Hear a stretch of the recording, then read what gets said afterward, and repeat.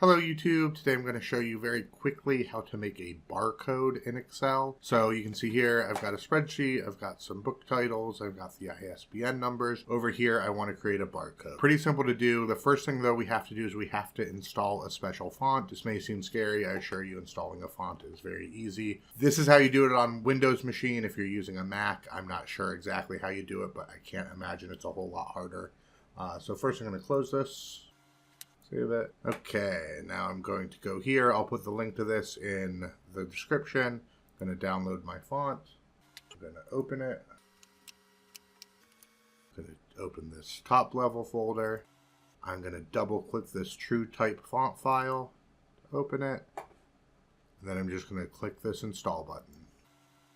Okay, now that it's installed, we can close that. We can open our Excel file again. Okay, so now we've got our Excel file, we've got our font installed. We can come up here and make sure it's installed.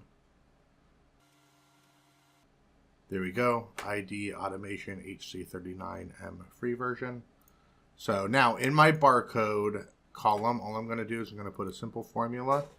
I'm going to go equals, open quote, open parentheses, close quote, ampersand, B2, I want to get the value of that ISBN number. That's what I want to turn into a barcode.